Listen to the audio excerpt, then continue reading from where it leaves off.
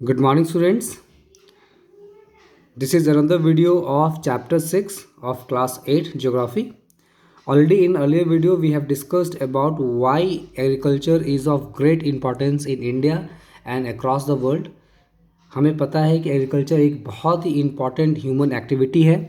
हमारा survival depend करता है एग्रीकल्चर पे और एग्रीकल्चर के इम्पॉर्टेंस को देखते हुए गवर्नमेंट ऑफ इंडिया ने और सभी कंट्रीज़ ने अपने अपनी कंट्रीज़ में कोशिश की है कि कैसे एग्रीकल्चर को इम्प्रूव किया जाए। इससे पहले कि हम उन एस्पेक्ट्स को सीखें उससे पहले ये जानना ज़रूरी है कि ऐसे कौन कौन से फैक्टर्स हैं जो इन्फ्लुएंस करते हैं एग्रीकल्चर को। So in this video we are going to discuss the factors that influence agriculture. So let's start this video. Students, agriculture differs from area to area because आपको सबसे पहले ये पता है कि जो सबसे इम्पॉर्टेंट चीज़ है एग्रीकल्चर के लिए वो है वहाँ का climate and soil.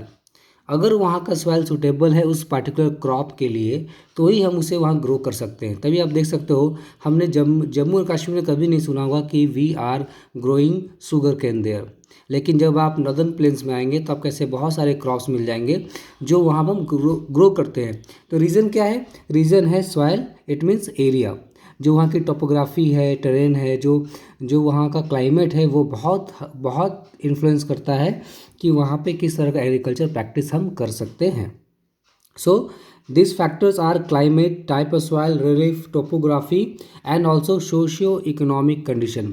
Socio economic condition करने का मतलब है अगर किसी एरिया में लोग बहुत ही ज़्यादा गरीब हैं, they are very poor, their income is very meagre, तो उन एरियाज़ में कभी भी हम एक्सटेंसिव एग्रीकल्चर या फिर एग्रीकल्चर जिसका पर्पस प्रॉफिट कमाने के लिए हो उस टाइप के एग्रीकल्चर को वहाँ कभी हम देख नहीं सकते हैं। वहाँ पे एग्रीकल्चर मेनली होगा सब्सिस्टेंस टाइप ऑफ एग्रीकल्चर। इस एग्रीकल्चर में क्या होता है, कोई भी फैमिली अपने फार्म लैंड्स में जो भी क्रॉप्स ग्रो करती है उनका कंजप्शन वो खुद के फैमिली के लिए करते हैं। उनका जो प्रोडक्शन उतना ही होता है जितने में वो अपनी फैमिली के सर्वाइवल को इंश्योर कर सके। सो you know that India is very close to equator, so here we have warm tropical regions also. So these areas are very good for growing seasons all year. The temperate and subpolar regions have very low winter temperature and hence crops cannot be cultivated. That's why you can see that India, China, these are the country which are well known for their production in various crops. Rice से लेकर wheat से लेकर millet से लेकर ज्वार, रागी, बाजरा, आप जितने भी almost India आज almost each and every type of crops India is able to produce. मैं आपको स्टूडेंट्स सिर्फ एक एग्जांपल देता हूँ कि ड्यूरिंग टाइम ऑफ इंडिपेंडेंस 1930 में एक बहुत बड़ा फेमिन आया हमारे वेस्ट बंगाल में, जहाँ almost 30 lakh people die due to starvation, भूख के कारण, as there were no agricultural produce. वहाँ पे जो फूड था, फूड आइटम्स अवेलेबल नहीं थे। और आज अगर देखा जाए तो हमारी कंट्री को जितना रिक्वायरमेंट है, अगर हमारी कंट्री को 30 मिलियन टन्स फूड ग्रेन्स की ज़रूरत है तो now our country is producing almost thrice of that, 19 million turns.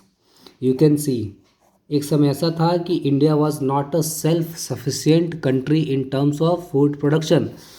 Self sufficient का मतलब होता है कि आपके पास इतना प्रोडक्शन हो फूड ग्रेन्स में कि आप अपनी पूरी पॉपुलेशन को फीड कर सकते हैं। एक समय था कि India was not self sufficient, I am saying India was, लेकिन आज जो है India is a self sufficient nation. Not only it is a self sufficient nation but also India is exporting various food items, various food crops, various agriculture products to all over the world. तो आप समझ सकते हो ये जो transformation आया है इसको आने में टेक्नोलॉजी और नॉलेज का बहुत बड़ा रोल है। तो सबसे पहले ये समझना ज़रूरी है कि agriculture what type of agriculture is practised all over the world and in India what type of agriculture is practised. So students, I told you that India is now a self sufficient nation in terms of food grain production. इसके बाद भी students आपको पता है India में कैसे बहुत सारे लोग हैं जिनको 2 टाइम की रोटी, जो आप हिंदी में पढ़ा होगा 2 जून की रोटी, it means 2 squares meal a day is not available. सोचो जिस कंट्री में 3 टाइम्स हम प्रोडक्शन कर रहे हैं, जो रिक्वायर्ड है उससे ज़्यादा प्रोडक्शन कर रहे हैं, उसके बाद भी दे आर मिलियंस जो स्टारवेशन को फेस करते हैं, जो पॉवर्टी को फेस कर रहे हैं। तो इन चीज़ों को सोसाइटी से हटाने के लिए सबसे ज़्यादा ज़रूरी ये है कि हम पहले इन चीज़ों को समझें, then we can act, because in future you students are going to hold those key positions in government as a officer, as a doctors, engineers. So ये समझना बहुत ज़रूरी है। So India is now self sufficient nation. आप rice की बात कर लो तो चाइना के बाद सेकेंड नंबर पे आता है। वीट की बात करो, again among the top 3 countries. Sugar cane Brazil के बाद इंडिया का आता है। इवन कुछ ऐसे क्रॉप्स भी हैं जो नॉन फूड क्रॉप्स हैं, जैसे आपका रबर हो गया। रबर को भी रबर का भी कल्टीवेशन यहाँ अच्छा खासा होता है। मिलेट्स है, जो मिलेट्स है, रागी है, ज्वार है, बाजरा है, लेंटिल है, मसूर है। आप इतने सारे जो आपने दालों का नाम सुना होगा, जो प्रोटीन का मेन सोर्स है। सो इंडिया आज वैरायटी ऑफ क्रॉप्स ग्रो कर पा रहा है because of the technological advancement in the country.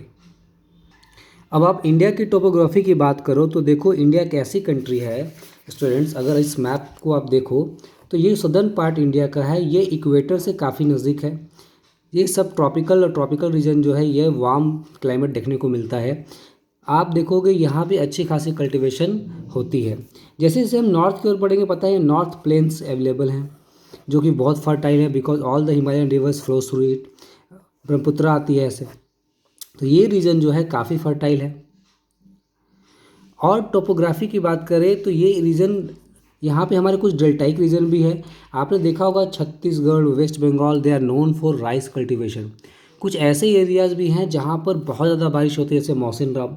They are areas which are devoid of rain. जैसे अगर हम बात करें इंडिया के मैप की, तो ये जो इलाका हमारा है राजस्थान का, यहाँ पे थार डेजर्ट है, तो ये इस इलाके में बारिश बहुत कम होती है। तो यहाँ पे cultivation in comparison to other states काफ़ी कम होता है। लेकिन स्टूडेंट्स, जब से इंदिरा गांधी कैनल बन गया है, जब से इंदिरा गांधी कैनल बनने के बाद आज राजस्थान भी, now Rajasthan is also capable of growing various crops. और यहाँ पे जब भी हम क्रॉप्स प्रोडक्शन की बात करेंगे स्टूडेंट्स, तो 2 स्टेट्स का नाम हमेशा आपको देखने को मिलेगा, वो है हमारा पंजाब एंड हरियाणा। ये वो स्टेट्स हैं जहाँ पर इरिगेशन फैसिलिटीज़ इतनी अच्छी इंप्रूव हुई कि जिसके कारण यहाँ पर एग्रीकल्चर बहुत अच्छे से हुआ। And now they are leading producer in almost each and every type of crops in India. पूरे इंडिया को फीड करने की कैपेसिटी इन 2 स्टेट्स की है।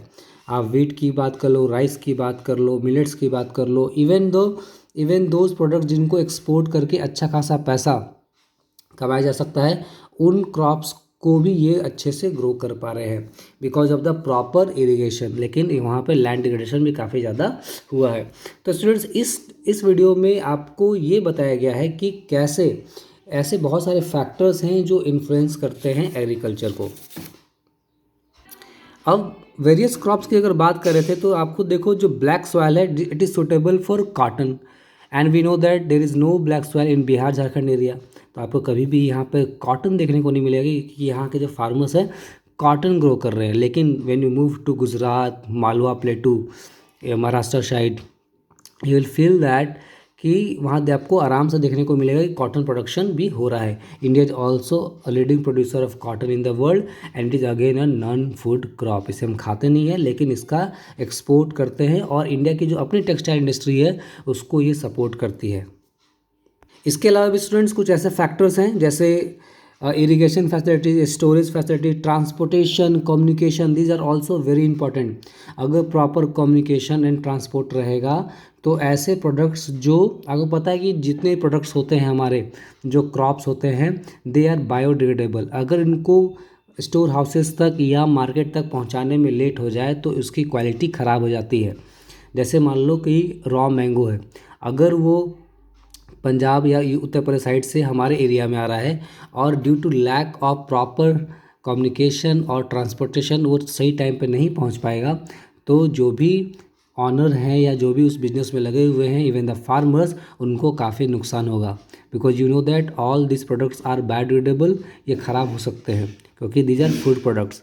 तो इसलिए इनका रोल भी बहुत इंपॉर्टेंट है। इसलिए देखो आज कंट्री में national highway authority of India, I am writing here, NHAI, AI NHI बहुत कोशिश कर रही है, गवर्नमेंट की ये बहुत बड़ी एजेंसी है जो जितने भी नेशनल हाईवेज उसको इम्प्रूव कर रही है, बना रही है, सो दैट इंडिया में ट्रेड, ट्रांसपोर्ट, एक्सपोर्ट, इंपोर्ट ये सब इंक्रीज़ हो और इंडिया एक डेवलपिंग नेशन से ऊपर होकर एक डेवलप कंट्री की ओर आगे बढ़े।